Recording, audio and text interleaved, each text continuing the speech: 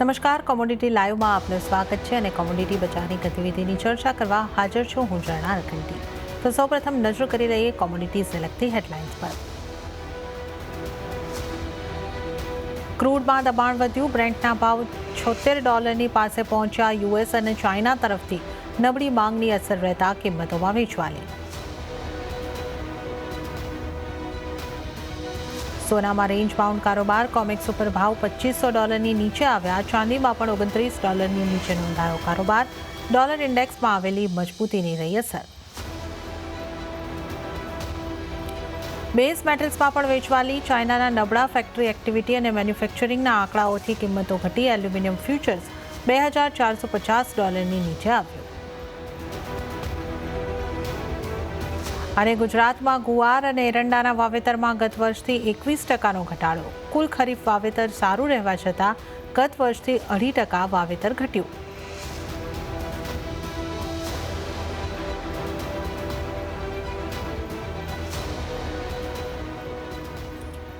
Agri commodity સાથે આજે આપણે શરૂઆત કરીએ તો પામ તેલની આયાત ટેરિફ વેલ્યુમાં $12 સુધીનો વધારો થયો છે, જ્યારે સોયા તેલની ટેરિફ વેલ્યુ ઘટી છે.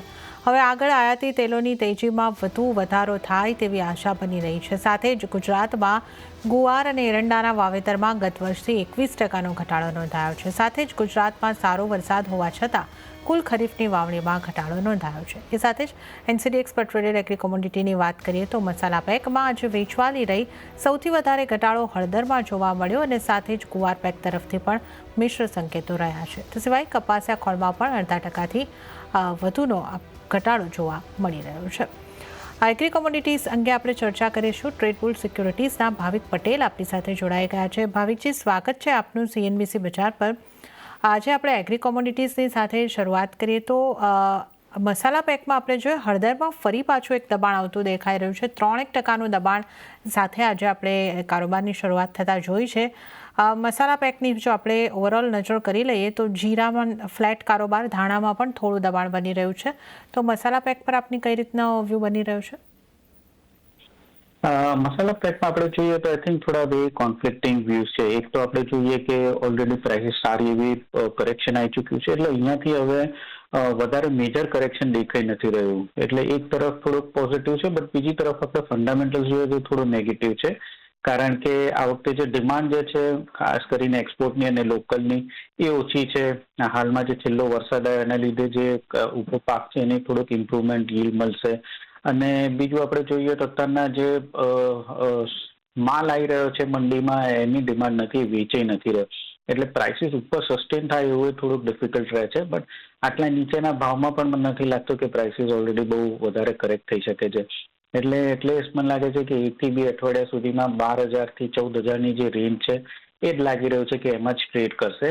અને અહીંયાથી લાગે છે હજી થોડુંક કરેક્શન આવી શકે છે 12,750 થી 12,800ની આસપાસ.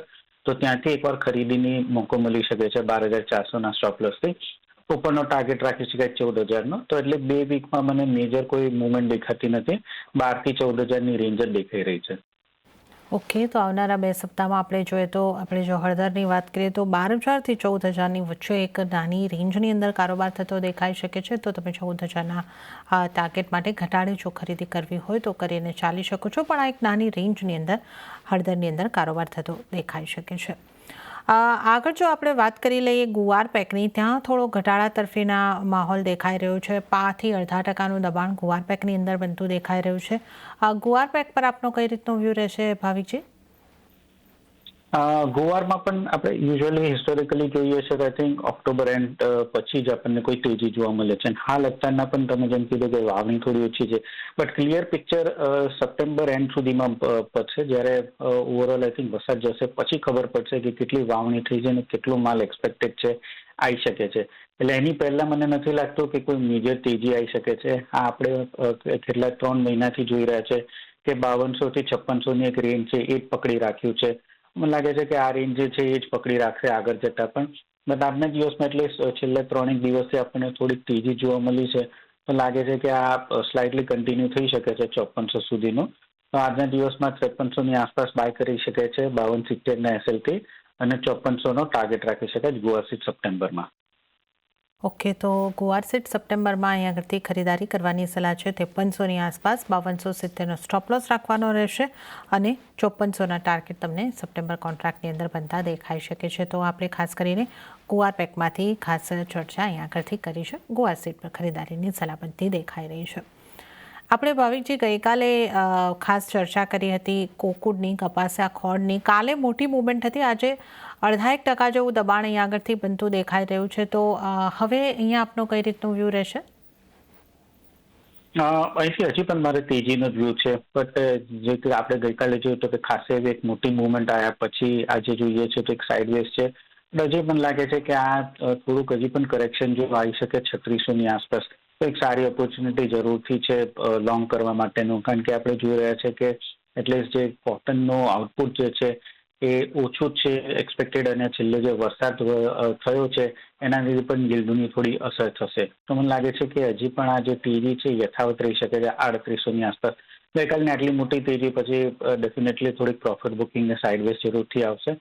બટ હું વેઇટ કરી રહ્યો છું આટલા ઊંચા પ્રાઇસે ચેસ નહીં કરું, બટ 3600ની આસપાસ આવે છે તો ડેફિનેટલી 3500ના સ્ટોપ લોસથી બાય કરી શકાય 3800ના ટાર્ગેટથી. અને આ 1 થી 2 અઠવાડિયા સુધીનું એક્સપેક્ટેશન છે પ્રાઇસ ટાર્ગેટ. ઓકે, તો કપાસિયા ખોળની જો આપણે વાત કરીએ તો 1 થી 2 અઠવાડિયાનો જો તમારો વ્યૂ હોય તો થોડા ઘટાડે અહીંયા આગળથી ખરીદી કરીને ચાલો 3600ની આસપાસથી, અને 3800ના ટાર્ગેટ તમને અહીંયા આગળથી બનતા જોઈ શકો છો. પણ ધ્યાન રાખો 1 થી 2 અઠવાડિયા માટેનો જો વ્યૂ હોય તો જ આ ટ્રેડ લેવાની સલાહ તમારે માટે બનતી દેખાઈ રહી છે. આ ઉપરાંત ખરીફની વાવણીની જો આપણે વાત કરી લઈએ તો જે રીતે આપણે જોયું છે કે ગુવારની વાવણીની આપણે વાત કરી, એરંડાની વાવણી પણ જોઈએ તો એમાં પણ થોડો ગયા વર્ષની સરખામણીની અંદર ઘટાડો નોંધાયો છે અને ઓવરઓલ ખરીફની વાવણી આ વર્ષે સારી લાગી રહી છે. પણ સામે આ વરસાદ જે છે અતિવૃષ્ટિ જેવી સ્થિતિ ખાસ કરીને ગુજરાતની અંદર તો બનતી દેખાઈ રહી છે. તો ખરીફની વાવણીને ઓવરઓલ આપણે ભાવિકજી જોવી હોય તો કઈ રીતની આપણે સ્થિતિ લાગી રહી છે? આઈ થિંક એક અઠવાડિયા પહેલા આપણે જો વાવણીનો ડેટા જોઈએ તો સારું હતું, પણ છેલ્લા એક અઠવાડિયામાં ખાસ કરીને ગુજરાત, મહારાષ્ટ્ર, તેલંગાણા એમાં જે રીતે એક્સ્ટ્રા વરસાદ પડ્યો છે એના લીધે ઘણા જે ખેડૂતો છે એ લોકોએ વાવણી જે છે એ હોલ્ડ કરી રાખ્યું છે. કાં તો જે લોકો કરવાના હતા એ લોકો પણ અત્યારના ડિલે થયું છે. એટલે હાલ અત્યારના જે આપણે ડેટા જોઈ રહ્યા છે એ ગયા વર્ષ કરતાં ઓછો છે, બટ એક્સપેક્ટેશન છે કારણ કે વેધર ફોરકાસ્ટિંગ કહે છે કે એટલીસ્ટ આ વીક પછી જે ગુજરાતમાં છે ઓછું થઈ જશે, તો પછી મને લાગે છે કે વાવણી ફરીથી પિકઅપ થશે. બટ ક્લિયર ટ્રેન્ડ આપણે જોઈશું તો આઈ થિંક ઓક્ટોબરમાં આવશે. તો હાલ અત્યારના વરસાદને લીધે થોડોક હોલ્ટ છે, પણ મને નથી લાગતું કે મેજરલી કોઈ ઇફેક્ટ થઈ શકે છે. આઈ થિંક ઓક્ટોબર પછી આપણે જોઈશું તો ઓવરઓલ ગયા વર્ષ કરતાંની સરખામણી થોડું વધી શકે છે વાવણીનું આઉટપુટ. ઓકે, તો આ વાવણીની સ્થિતિની આપણે અહીં આગળથી જાણકારી લઈ રહ્યા છે. વાવણી સારી થઈ છે પણ હવે પછીના ડેટા ખાસ મહત્ત્વના રહેશે કારણ કે અતિવૃષ્ટિ જેવી સ્થિતિ ગુજરાત અને અન્ય રાજ્યોની અંદર થતી દેખાય છે. એની કઈ રીતની ઇમ્પેક્ટ પાકના ઉત્પાદન ઉપર પડતી દેખાય છે એ ખાસ હવે આપણે આગળના ડેટાની અંદર જોવાનું રહેશે. ખાદ્ય તેલ પર પણ એક ભાવિકજી આપનું વ્યૂ, કારણ કે જે રીતે આપણે ટેરિફ વેલ્યુની અંદર અમુક ચેન્જીસ આવતા જોઈ રહ્યા છે. પામ તેલની આ ટેરિફ વેલ્યુ માં વધારો કરાયો છે, સોયા તેલની ટેરિફ વેલ્યુમાં ઘટાડો કરાયો છે. તો આની કઈ રીતની ઇમ્પેક્ટ રહેશે ખાસ કરીને પ્રાઇસીસ પર? ગવર્મેન્ટ આપણે જોયું તો ઘણું સેન્સિટિવ છે મોંઘવારીના લીધે, અને હવે ફેસ્ટિવલ સિઝન આવી રહી છે તો એ લોકો પણ નહીં ચાહે કે ખાસ કરીને ઓઇલ જે કોમ્પ્લેક્સની પ્રાઇસીસ જે છે વધી શકે છે. પણ આપણે કેટલા વખતથી જોઈ રહ્યા છે કે જે સોલ્વર એસોસિએશન છે એ લોકો માંગણી કરી રહ્યા છે કે જો તમારે ડોમેસ્ટિકલી અહીંયા ફાર્મર્સ જે છે એ લોકોને એન્કરેજ કરવું છે ઓઇલ સીડ્સ માટે, તો જે આપણે ચીપ ઇમ્પોર્ટ કરી રહ્યા છે કે એના ઉપર થોડો ટેક્સ વધારી શકે છે. તો આઈ થિંક આ વખતે ગવર્મેન્ટે થોડુંક પગલું લીધું છે, બેલેન્સ પગલું લીધું છે કે જ્યાં થોડુંક આયાત પર વધારો કરવામાં આવ્યો છે, જેથી જે લોકલ ડોમેસ્ટિક જે છે એ લોકોને પણ ઇન્સેન્ટિવ મળે. અને અત્યારના આપણે ઓવરઓલ ઇન્ટરનેશનલ માર્કેટમાં પણ જોઈએ તો ઓઇલ સીડના પ્રાઇસીસ જે છે એ ઓછા થયા છે. એટલે એવું પણ નથી કે આપણે જો આયાત કરીશું તો આપણને અહીંયા જે કન્ઝ્યુમર્સ છે એ લોકોને ભાવ વધી શકે છે. તો આઈ થિંક ઇન્ટરનેશનલ પ્રાઇસીસ જોઈને અને અહીંયા જે સોલ્વર્સની એસોસિએશનની માંગ છે એ થોડી પૂરી કરીને ગવર્મેન્ટ એક બેલેન્સ એક્ટ કર્યું છે. તો આના લીધે નેટ આઈ થિંક પોઝિટિવ જ છે કે જ્યાં મને નથી લાગતું કે કન્ઝ્યુમર્સને દિવાળી ખાસ વખતે કોઈ પ્રાઇસીસ વધી શકે છે, બટ ફાર્મર્સને એની સામે થોડુંક ઇન્સેન્ટિવ મળશે કે આયાત ઓછી કરે છે તો અહીંયા એ લોકો પાક વાવણી કરી શકે છે. હવે આપણે રૂપિયાના કારોબાર પર નજર કરી લઈએ તો શરૂઆતી કારોબારમાં ડોલર સામે રૂપિયો 2 પૈસા જેટલો નબળો થઈને 83.92 પ્રતિ ડોલરની સામે 83.94 પ્રતિ ડોલર ઉપર ખુલ્યો અને ત્યારબાદ જો આપણે જોઈએ તો 83.94ના સ્તરની આસપાસ જ એ જ સ્તરો પર કારોબાર. અને જો આપણે ડોલર ઇન્ડેક્સને જોઈએ તો એક રિકવરી યથાવત રહેતી દેખાઈ રહી છે. 101.76 ઉપર ડોલર ઇન્ડેક્સને આપણે જોઈ શકીએ છીએ. આજે ચર્ચામાં આપણી સાથે જોડાયા છે એલકેપી સિક્યુરિટીઝના જતીન ત્રિવેદી. જતીનજી, સ્વાગત છે આપનું CNBC બજાર પર. અને જે રીતે આપણે જોઈ રહ્યા છે કે રૂપિયો થોડો નરમાશ તરફ 83.94ની આસપાસ હવે આપણને પહોંચતો દેખાઈ રહ્યો છે અને ડોલર ઇન્ડેક્સની અંદર એક સારી રિકવરી આપણે નીચલા સ્તરોથી આવતી જોઈ છે. કઈ રીતે તમે આગળ કરન્સીની ચાલને જોઈ રહ્યા છો? જરા જો મોરલેસ આપણે જોવા જઈએ તો કરન્સીનું માર્કેટ એક સાઇડવેઝ ટ્રેન્ડના અંદર બેસેલું છે. આપણા રૂપિયાના પર્સપેક્ટિવથી વાત કરીશું. ડોલર ઇન્ડેક્સ હાલાકી આપણે જોવા જઈએ તો એક ટ્રેન્ડિંગ કરન્સી પણ બનેલી છે. ઇન્ડેક્સ જે છે એક મોટા રેન્જના અંદર ટ્રેન્ડ કરી રહ્યું છે બિટવીન 101 અને 104. 104 જે છે હવે થોડું એક્સ્ટ્રીમ લેવલ થઈ જશે. સો 102.50 102.75 આ જે છે મને લાગે છે એક ટોપ આઉટ લેવલ રહેવું જોઈએ.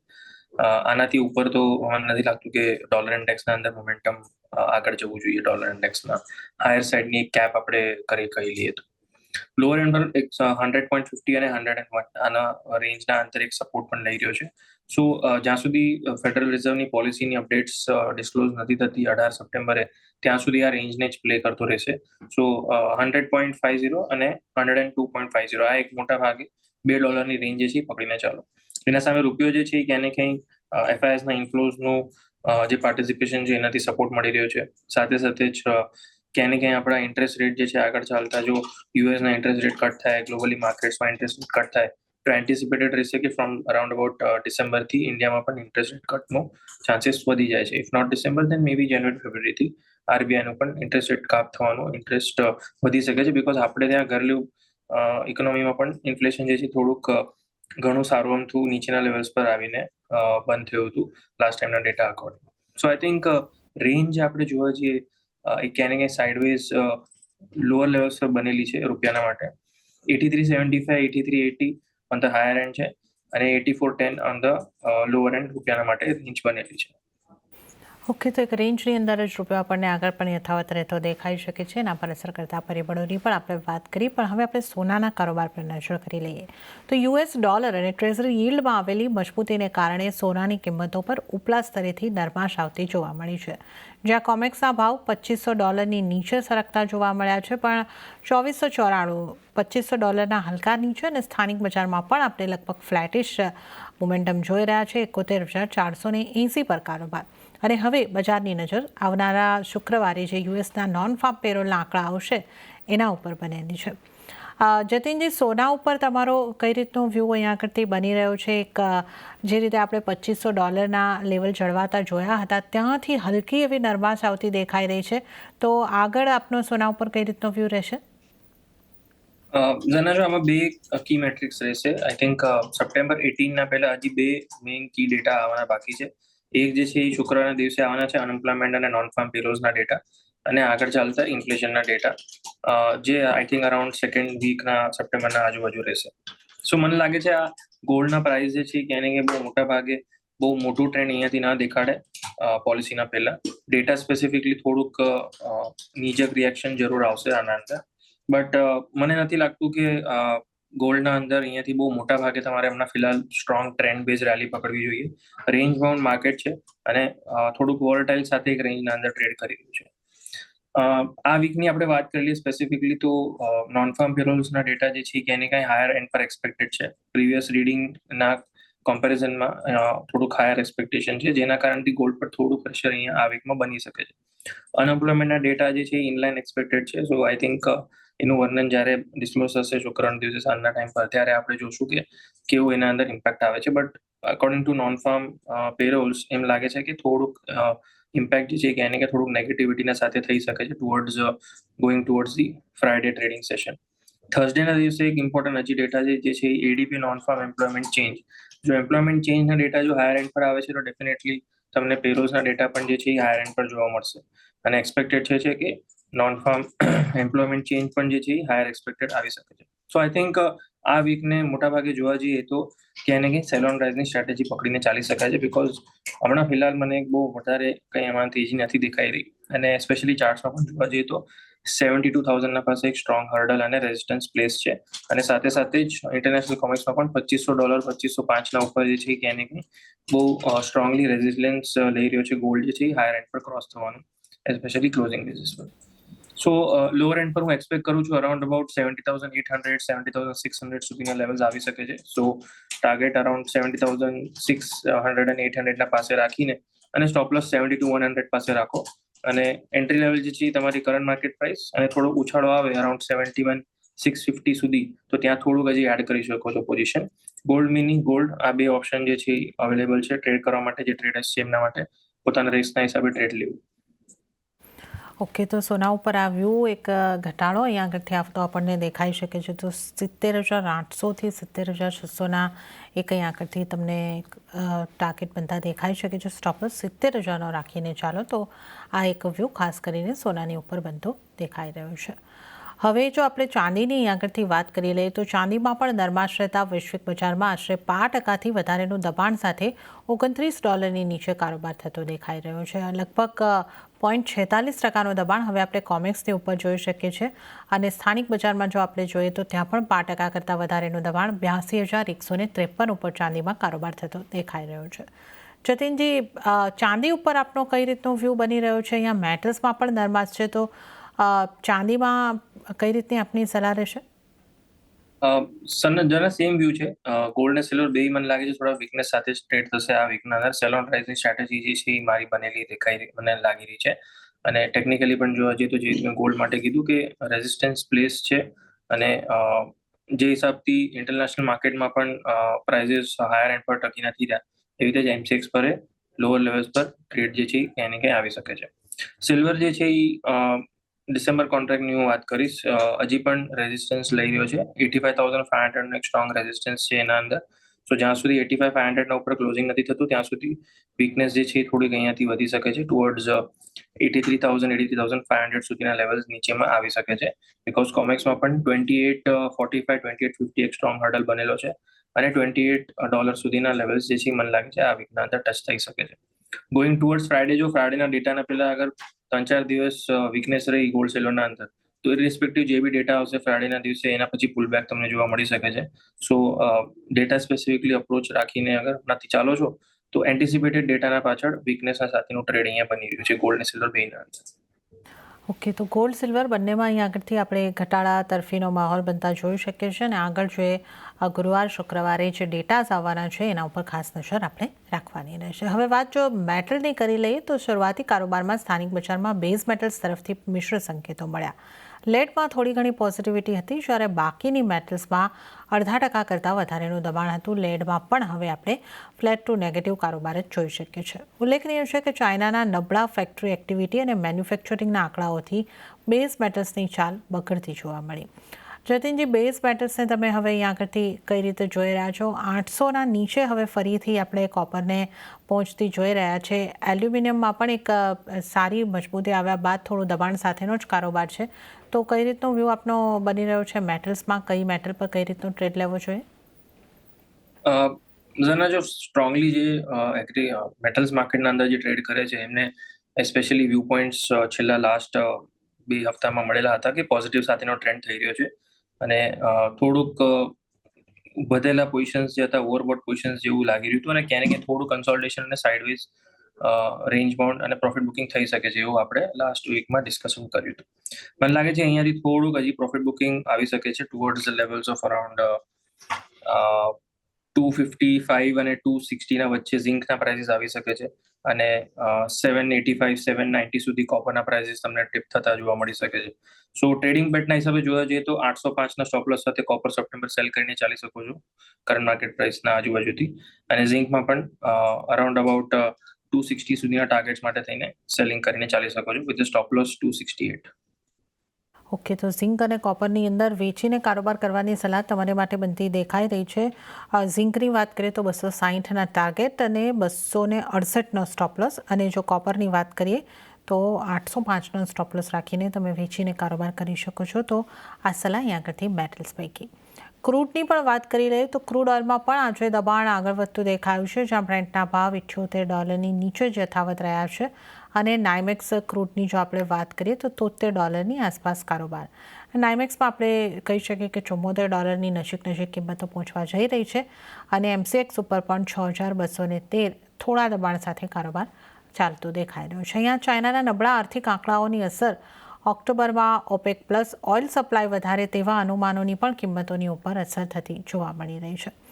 જતીનજી, ક્રૂડને તમે કઈ રીતે જોઈ રહ્યા છો? ખાસી વોલેટિલિટી અહીંયા આગળથી બનેલી છે, પણ આ જ્યારથી અપડેટ આવી છે કે OPEC તરફથી સપ્લાયને વધારો કરવામાં આવશે ત્યારથી એક દબાણ તરફનો મૂવ આપણે જોઈ રહ્યા છે.